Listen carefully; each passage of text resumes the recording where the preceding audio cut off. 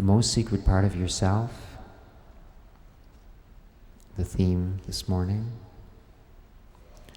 A student of Eck from Germany was working in the dream state with the spiritual exercises.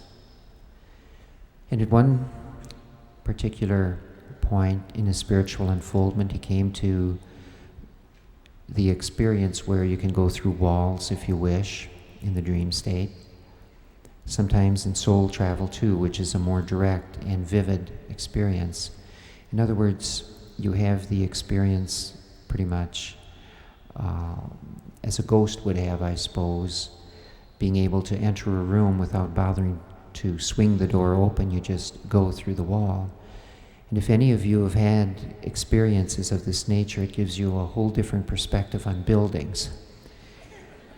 Carpenters have one perspective on buildings. They know what's inside the wall, what's inside the sheetrock and underneath the paint and the spackling and all.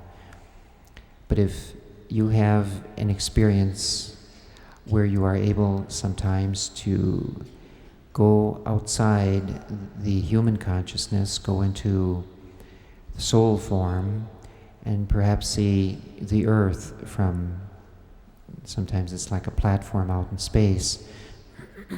If you ever have that experience, believe me, you never look at things the same way again.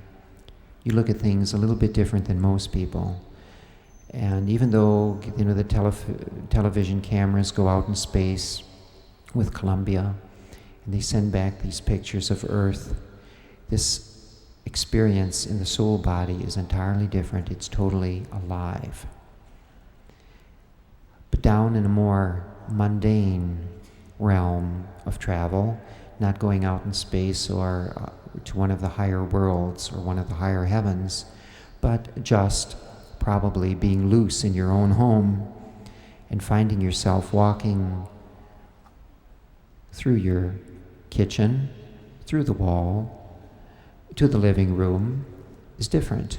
You know, you say, this is kind of fun. I like this. As long as you keep your attention on the Holy Spirit. But you have to fill your heart with love, with divine love, as this experience comes.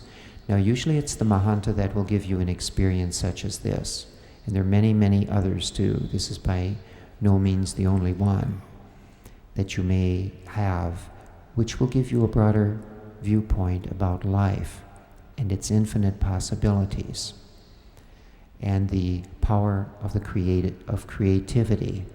Because after all, this is everything that soul is about. Soul is a spark of God, but we always have to say too that it is a creative spark of God.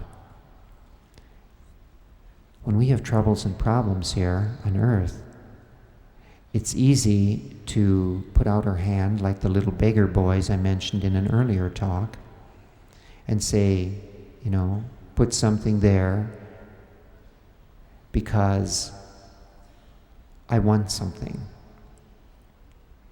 And it's a form of creativity, begging is, but it's not a very high form, even in all its arts, you know, about how to approach the tourist and all this. There's an art to it too, but it's not the best use of soul's creativity. There are other ways to draw upon the infinite abundance of life without having to grovel in the dirt like a beggar and act like a slave. There are ways to recognize your godhood or the godness within you and to open yourself to help from the dream state, from the Mahanta, and find out how to take care of yourself better. And you know, usually what this means is letting go of some of your old ideas of what and who you are.